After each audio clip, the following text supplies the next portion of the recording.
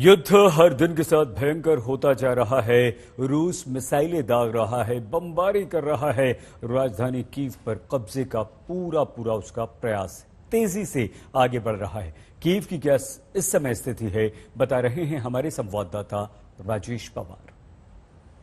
Kyiv के आसपास की लड़ाई में थोड़ी नरमी है पिछले 6-7 दिन से, जिसको मैं बार बार बता चुका हूं कि ये सप्लाईज के लिए एक विराम है, ताकि जब रूसी फौज की सप्लाईज पूरी हो जाएंगी या बातचीत में कोई ब्रेकडाउन आएगा तो अचानक वो हमला करने की स्थिति में होंगे। इसके अलावा जो आपने बात की खरसोन में, ये कल की बात है जब वहां एक शांतिपूर्ण प्रदर्शन के ऊपर फ्रीडम स्क्वायर में गोलियां चलाई गई हैं मिलिशिया या आर्मी के द्वारा, और स्टन ग्रेनेड्स का इस्तेमाल किया गया है भीड़ को तीतर बितर करने के लिए। जहां तक खार्किव का सवाल है, देखिए खार्किव में ज्यादातर इलाके में रूसी फौज का कब्जा है इस वक्त शहर के अंदर। जो धमाका हुआ है, हो सकता है धमाका दूसरी तरफ से भी हो सकता है, यूक्रेनियन फौज की तरफ से भी हो सकता है, मिलिशिया की तरफ से भी हो सकता है। तो ये कहना जल्दबाजी होगी कि रशियन फौज ने धमाका किया है, वहां पे डिपेंड करता है वो एरिया किसके कंट्रोल में है। अगर रूसी फौज के कंट्रोल में है वो इलाका तो हमला दूसरी तरफ से हुआ है, और अभी भी अगर वो यूक्रेन के कंट्रोल में है तो फिर निश्चित तौर पे वो रूसी फौज की तरफ से हुआ है। तो हमें ये इंफॉर्मेशन थोड़ी कॉशन के साथ देखनी पड़ेगी जो अभी युद्ध फील्ड से आ रही हैं।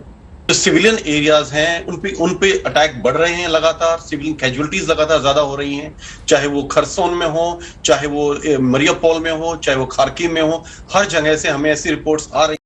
लेकिन मैं आपको फिर दोबारा चेताना चाहता हूं इसके ऊपर कि ये सिर्फ एक तरफ से नहीं हो रहा है। जैसे दोनेत्स्क जो सिटी है जो कि मिलिशिया के अंडर है, रशियन बैक्ड मिलिशिया के अंडर, वहां यूक्रेनियन फौज ने मिसाइल्स दागी हैं जिनमें सिविलियन कैजुअलिटीज हुई हैं।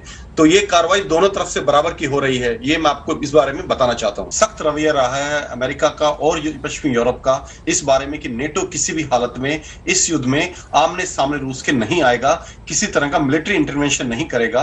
हालांकि उन्होंने ये जरूर आश्वासन दिया था यूक्रेन को कि हम आपको पूरा फौजी साजो सामान सप्लाई करेंगे, आपको पूरी फाइनेंशियल एड देंगे और रूस पे ऐसे प्रतिबंध लगाएंगे कि रूस टूट जाएगा, और उन्होंने ऐसा किया।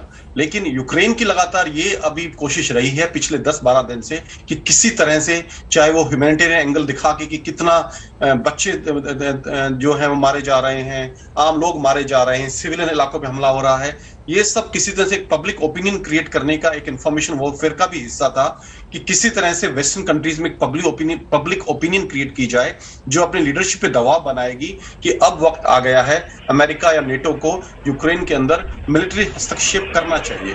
लेकिन ऐसा हुआ नहीं है, और ज़ेलेंस्की ने कई पार्लियामेंट्स को एड्रेस किया, ब्रिटिश पार्लियामेंट को, फ्रेंच पार्लियामेंट को, स्वीडिश लीडर्स को, अमेरिकन कांग्रेस को, इसराइली उन्होंने अभी प्राइम मिनिस्टर से अपील की कि आप इंटरवीन करिए। उन्होंने हर जगह कोशिश कर ली है, लेकिन जब उन्हें यह सफलता मिली कि कहीं भी कोई इंटरवीन करने को तैयार नहीं है, मिलिट्री तौर पे कोई भी हस्तक्षेप करने को तैयार नहीं है रूस के खिलाफ यूक्रेन के अंदर, तो वो कहीं ना कहीं हतोत्साहित दिख रहे हैं। इसीलिए उन्होंने बोला है कि आप स्पष्ट करें, लेकिन इतना स्पष्ट नेटो ने कर दिया है पहले ही, इससे ज्यादा वो कुछ स्पष्ट नहीं कर सकते।